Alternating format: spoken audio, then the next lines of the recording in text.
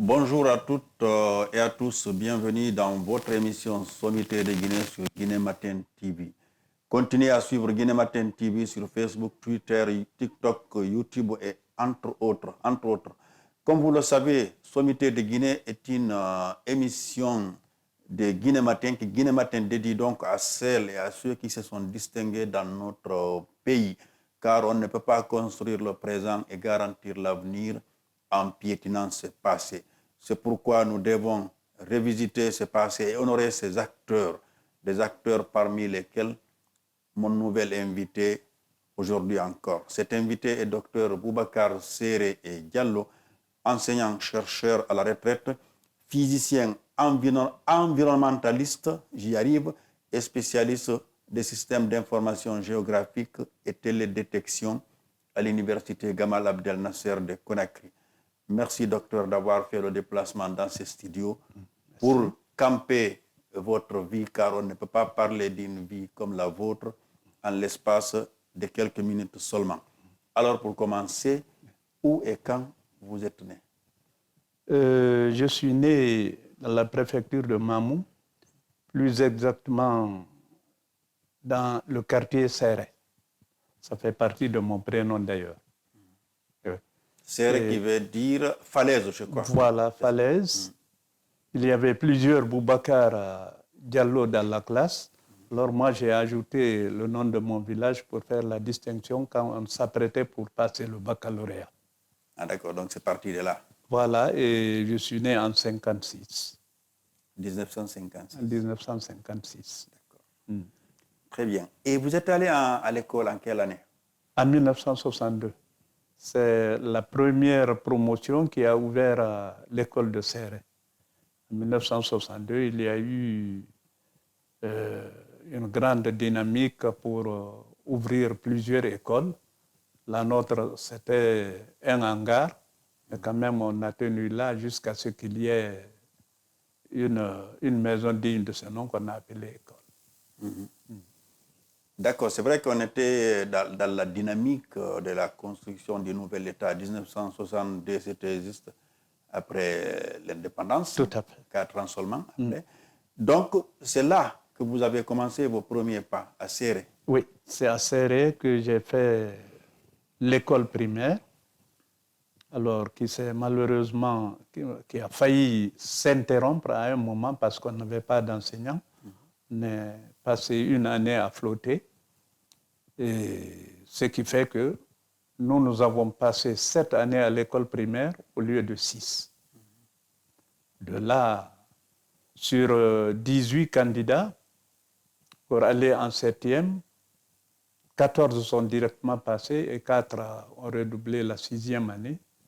Et Dieu faisant bien les choses, je faisais partie des 14 qui avaient été admis au collège de Mamou, l'emplacement de l'ancien collège court à la Poudrière.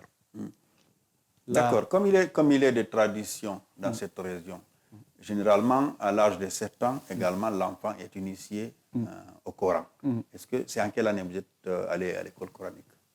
Mon père est décédé en 61, donc il a fallu anticiper mon entrée à l'école coranique. C'est lors du sacrifice du décès de mon père, c'est là qu'on m'a initié à l'école coranique. J'ai commencé là et j'ai continué petit à petit. En 62, je suis allé à l'école et j'ai continué parallèlement les deux. Est-ce que le fait d'avoir commencé par le Coran un an plus tôt, est-ce que ça a plutôt facilité la tâche pour apprendre, je veux dire, le français? Pour quelques-uns, ça a été le cas. Chez moi, je ne peux pas dire exactement cela parce que quand je suis allé à l'école, je peux dire que les 2 ou 3 premières années, vraiment, je ne faisais pas partie des Lumières. Et ça, il faut avoir l'honnêteté de le dire. Et ils ont failli me licencier. D'ailleurs, j'avais été licencié, mais quand même, avec l'influence de ma mère, on m'a ramené à l'école et les choses sont revenues progressivement. Et je crois que ça a été aussi une expérience.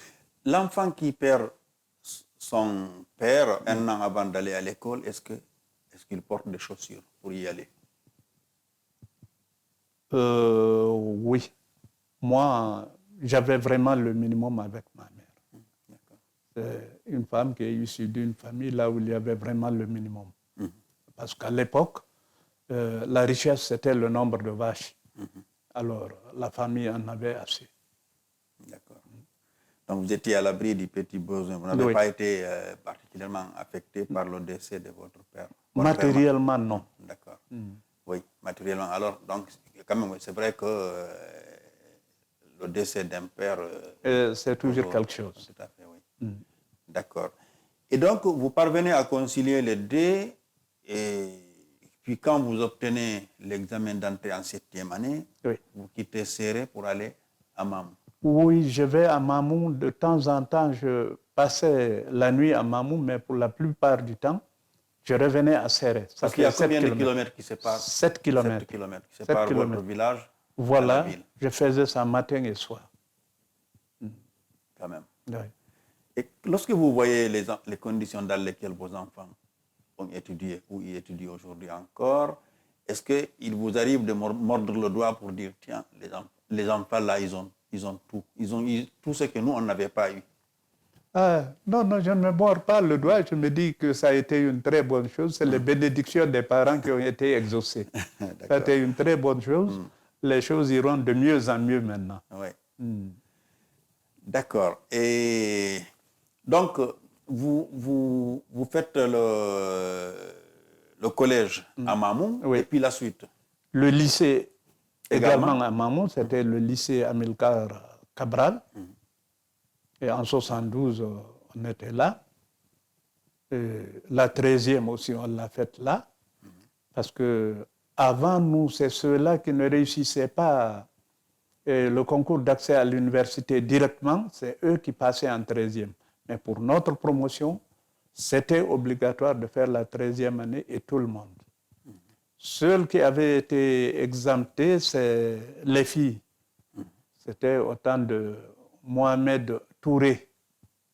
Alors, ceux-là, les filles ne sont pas passées vraiment par la 13e année, c'est là qui avait réussi au niveau du concours. En fait, on faisait le bac en 12e. Oui. Et puis la 13e année, c'était le concours. Le concours. Oui. D'accord. Le concours d'accès à l'université. Et puis vous obtenez le bac à Mamou. Oui. Et puis vous allez où? Et quand j'ai obtenu le bac à Mamou en 1976, moi j'ai été orienté à Cancan dans l'option mathématiques-physique. À l'époque, c'est comme ça, mais c'était beaucoup plus les facultés d'agronomie qui étaient, c'est celles-là qui étaient vraiment nombreuses. Nous, on nous a orientés en mathématiques physiques. On était 6, 2 en maths physique, 2 en physique-chimie, 2 en biochimie. Il y en avait aussi en sciences sociales. C'était les Makadji et Ibrahima Negué. D'accord. Donc, vous avez été... les Yassine Diallo. Ouais, Boubacar Yassine Diallo. Boubacar Yassine Diallo, c'est la même promotion. D'accord. Donc, vous avez été en quelque sorte des privilégiés. Vous n'êtes pas allé dans les facultés agro-pastorales. Vous êtes allé plutôt en physique et chimie. Oui. Oui, c'était la faculté des sciences. En fait. À l'époque, ça s'appelait Sciences de la nature. La faculté des sciences de la nature de Cancan. Oui. C'était en 1976. Alors, les gens disent qu'à l'époque, ce n'était pas si facile à l'université, notamment à Cancan. Comment ça s'est passé? Les principales difficultés. À Cancan, c'était extrêmement difficile au niveau logement, au niveau alimentation. Vous savez, à l'époque, les gens des grandes villes comme Cancan, c'était essentiellement des commerçants. Et le commerce venait à être interdit en 1975, avec Shaitan 1975.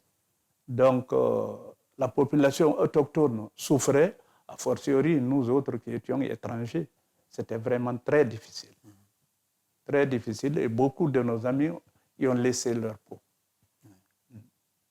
Et vous êtes resté combien d'années à Cancan? 76-78. J'ai passé la première et la deuxième année. Ensuite, on a fait le concours d'accès au second cycle de l'université. Et là, nous qui étions admis, on nous a envoyés directement à Conakry. À l'université de Conakry. Ça, c'est 78-79, la troisième année. C'est ici à Conakry donc que vous avez obtenu votre diplôme universitaire. Oui, 78-79, c'était la troisième année. 79-80, la quatrième année, et c'était la fin. Cela s'est soldé par, j'ai même oublié comment ça s'appelle, l'examen d'État. Ça s'appelle un examen d'État. On a fait un examen d'État et on a réussi. Et immédiatement, on nous a demandé de prendre des sujets de mémoire pour l'obtention du diplôme. Alors, moi, j'ai travaillé sur les monocristaux. Disons, la lecture et surtout le football. Je jouais beaucoup au football. À l'université, j'ai pratiqué un peu la boxe. Alors, mais à un moment, ils ont découvert que j'avais un problème au niveau d'une des côtes. Alors, c'est ce qui fait que j'ai abandonné la boxe, sinon c'était mon jeu favori. Oui, docteur, donc vous étiez en train de parler de la musique africaine. C'est vrai qu'à l'époque, Abidjan, c'était la capitale de la musique africaine. Oui. Avec les Sambangwana, Voilà. Enfin, la liste est très longue. Il y avait Daouda le Sentimental, il y avait les Ernesto Taboulé, les Ernesto Djedje, il y avait aussi, pour les Camerounais, comment il s'appelle, Francis Bébé, entre autres. Voilà, entre autres. Entre autres, ils sont nombreux. Ils étaient vraiment très nombreux. Oui. Donc, vous aimiez aussi, vous étiez un mélomane. Alors, on va revenir à votre carrière professionnelle. Vous obtenez votre diplôme et puis, quel a été votre premier poste? Mon premier poste, c'est un peu d'ailleurs bizarre, mon premier poste, c'est aussi le dernier. D'accord. J'ai toujours servi à l'université Gamal. De 80 à 84, j'étais là. C'est après, c'est en 84 que j'ai eu la possibilité pour aller faire mon DEA en France. Le diplôme d'études approfondies. Voilà, le diplôme d'études approfondies. Je l'ai passé à l'université de Lille grâce à un accord de coopération qui existait entre l'université de Conakry et l'université des sciences et techniques de Lille à l'époque. J'avoue que c'était vraiment dans des conditions difficiles. Moi, les préparatifs ici m'ont pris assez de temps. C'est seulement en décembre, je crois autour du 10 décembre, que je suis arrivé à l'université là-bas. Et les matières dans lesquelles les gens devaient composer étaient programmées. Donc moi, j'arrive, en tout cas, moins d'une semaine avant l'évaluation. Alors, quand je prends certaines matières, elles ressemblaient fort à certaines que j'avais enseignées ici, seulement c'était à un niveau un peu plus approfondi. Quand je prends par exemple le cours de spectroscopie rovibronique, alors celui-là, c'était vraiment le cours de mécanique quantique que j'avais suivi et donné ici à l'université. Je me suis lancé comme ça et j'ai dit, je vais composer dans quelques matières. Le reste des matières, je vais attendre ceux-là qui vont échouer et qui auront une deuxième session en septembre. Moi, ça va être ma première session. Alors, le responsable de la formation doctorale ne voulait pas, mais j'ai insisté. En tout cas, les matières que j'avais passées, je les ai réussies. Ça me faisait vraiment quelque chose en moins. Et ça a été facile pour moi. Et là, vous restez en France pendant? Et ça n'a pas été très facile parce que au pays, ici, les gens ont écrit pour que je revienne, que ça ne sert à rien même que je fasse le DEA, que j'étais très jeune. J'ai insisté, j'ai dit aux responsables de la formation doctorale que si je n'ai pas mon diplôme en France, en tout cas à l'époque, ce n'était pas possible de l'avoir en Guinée. Donc je tiens à avoir vraiment mon diplôme avant de rentrer. Ils se sont sérieusement opposés ici, les chefs, et en fin de compte, un écrit a été fait, adressé aux responsables de la coopération culturelle. Copie a été envoyée au chargé de la coopération à l'université de Lille. Quand j'ai eu vent de ça, je suis allé voir les autorités de l'université. J'ai dit de deux choses l'une. Soit je suis capable, auquel cas je tiendrai à rester en France, ou bien ils n'ont qu'à consulter mon responsable de laboratoire, le responsable de ma formation, celui qui doit me suivre pendant la thèse.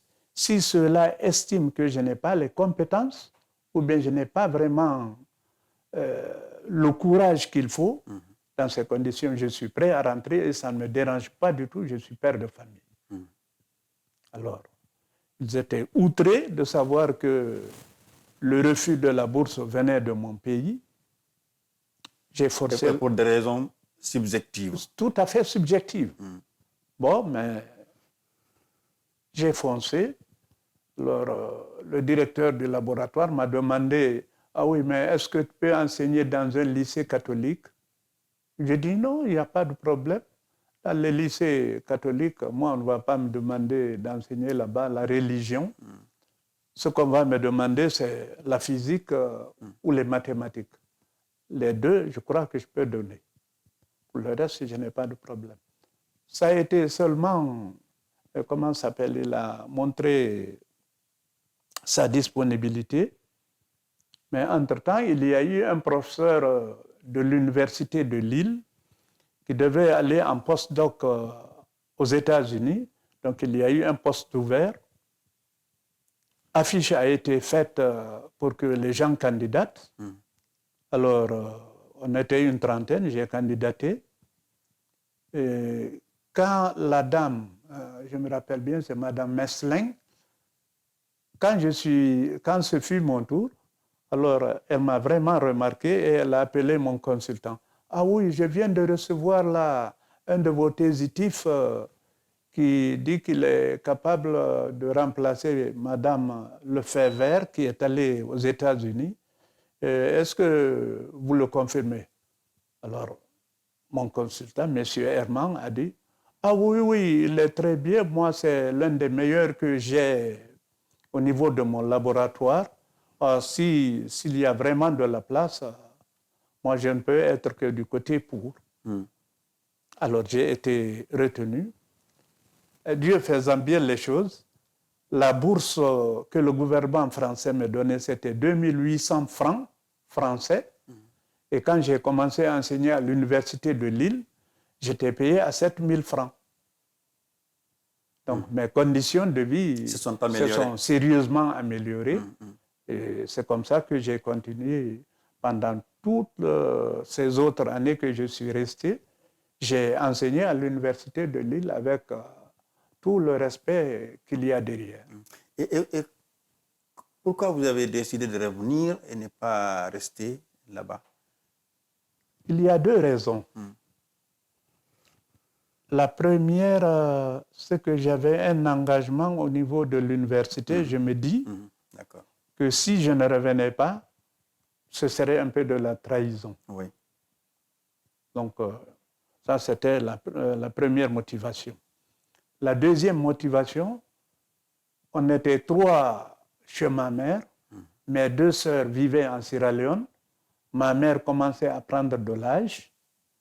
Elle voulait vraiment que je rentre. Le jour que j'ai soutenu ma thèse, on a parlé au téléphone, elle est venue à la poste, on a parlé.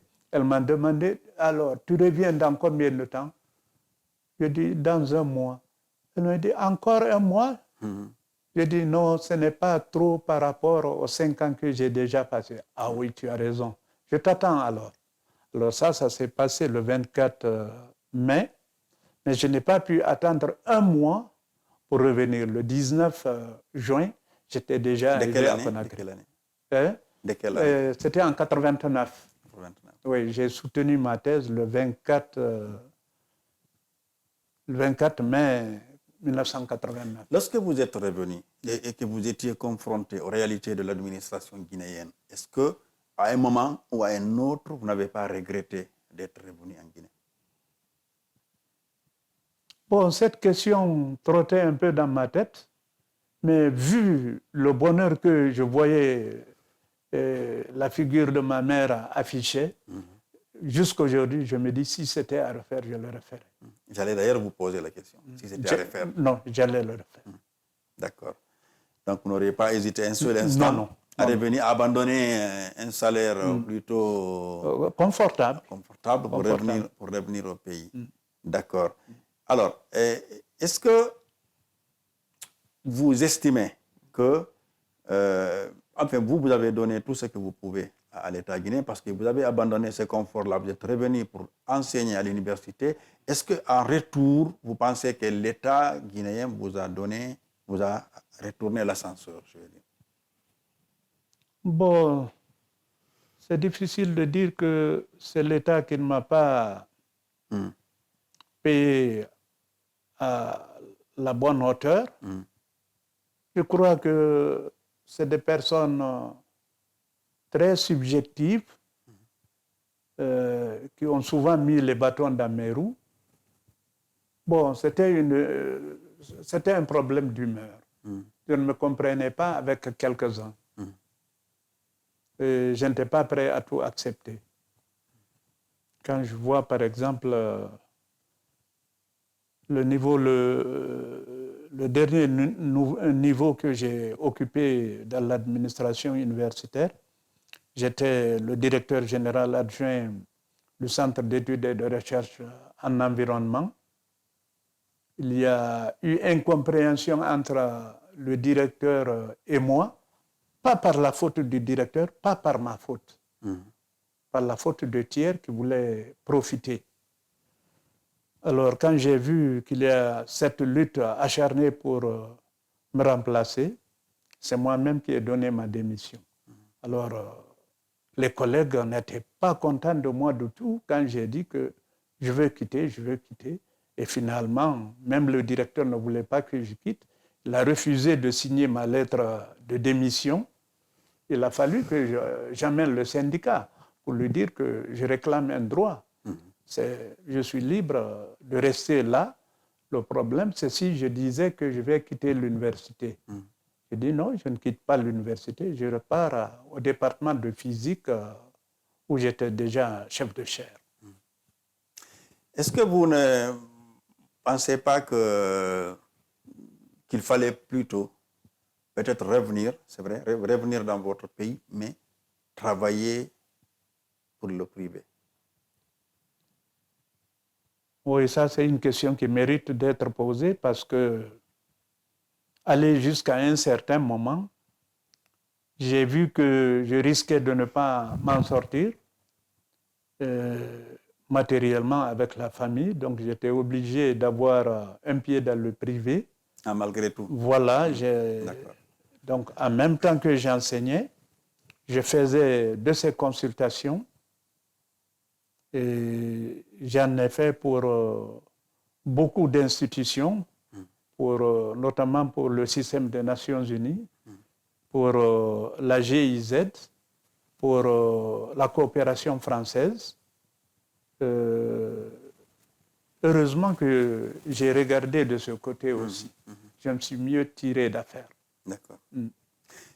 Malgré tout, Elhadj, lorsque vous voyez vos camarades d'âge qui ont opté pour d'autres choses, en particulier le commerce, par exemple, et qui sont bien, ils ne vous arrivent pas à vous dire, tiens, allez à l'université, je veux dire, aller à l'école, jusqu'à l'université, jusqu'au doctorat, c'est parfois un gâchis. En tout cas, si on veut avoir de l'argent, est-ce qu'il ne vous arrive pas de vous dire, mais pourquoi, Boubacar, pourquoi tu t'es pas lancé dans le commerce, par exemple?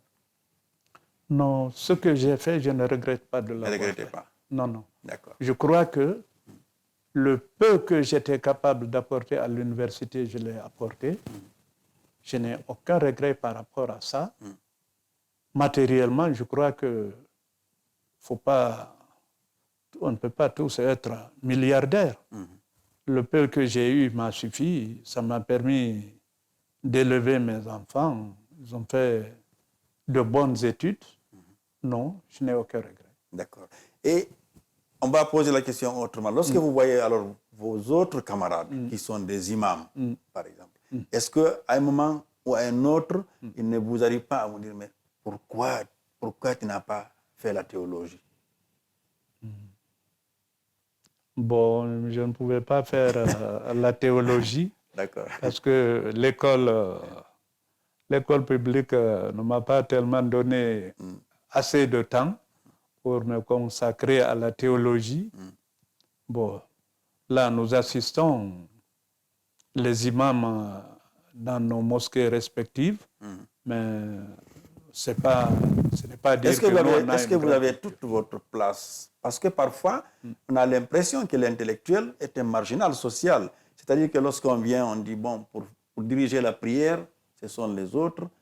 Pour la lecture du Coran, les autres. Et le plus souvent, on les voit là-bas, les intellectuels, un petit groupe restreint, ils sont à côté. Est-ce qu'on n'est pas des marginaux dans nos sociétés?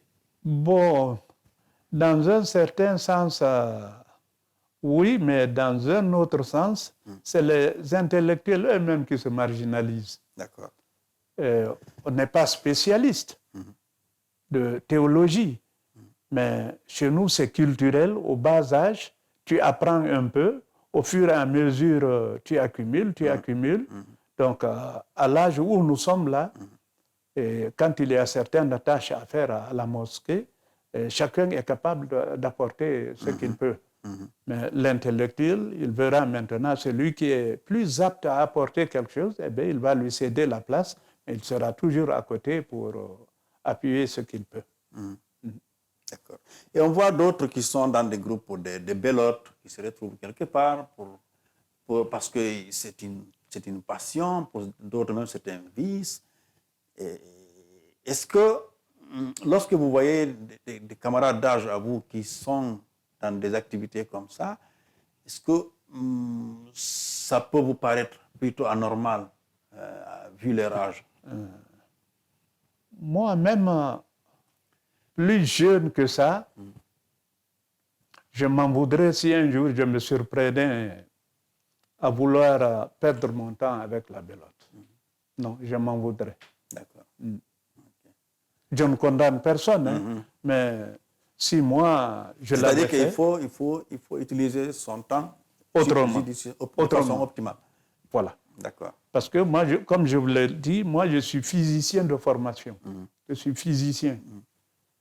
Je suis venu au système d'information géographique en autodidacte. Je me suis formé tout seul et finalement, matériellement parlant, ça m'a rapporté plus que ce pourquoi j'étais formé physicien. D'accord. Oui. C'est vrai que, donc on va revenir, parce que ça me rappelle justement quelque chose. Il y en a qui disent que parfois nos formations ne sont pas adaptées à nos besoins. Parler de physique, certains évoquent la physique et d'autres. Est-ce que vous pensez aujourd'hui en tant qu'universitaire qu'il y a effectivement des domaines dans lesquels nous sommes en train de mettre de l'argent mais qui ne sont pas utiles à notre pays? Oui, à notre temps, le vice qu'il y avait dans ça, c'est qu'on ne laissait pas l'étudiant choisir. D'accord. On choisit pour toi et on te dit que c'est ça. Ça, c'est un vrai gâchis. On prospère mieux dans le domaine qu'on souhaite. Mais si on fait les choses par contrainte, eh bien, on le fera, mais ça ne serait pas comme si vous l'aviez choisi. Et Bon, peut-être que les autorités à l'époque ont vu qu'il y a nécessité d'avoir des physiciens, mais ils ont manqué vraiment la méthode. Il y avait des gens qu'il fallait envoyer en biologie, ils ont manqué la méthode. Il faut orienter les gens à peu près comme ils veulent. Comme ils veulent. Même si parfois l'étudiant rêve. Voilà. Oui. Voilà.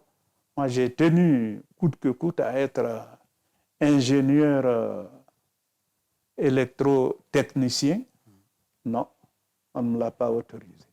D'accord. Ça va être le mot de la fin. Je vous remercie infiniment. Je rappelle que vous êtes docteur Boubacar Séré Diallo, vous êtes enseignant-chercheur. Vous êtes donc à la retraite aujourd'hui au quartier Colomade, ici à Conakry. Vous êtes également physicien environnementaliste et spécialiste des systèmes d'information géographique et télédétection. Vous avez donc passé toute votre carrière à l'université Gamal Abdel Nasser de Conakry.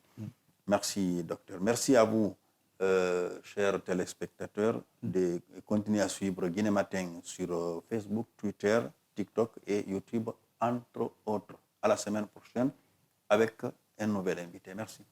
Merci.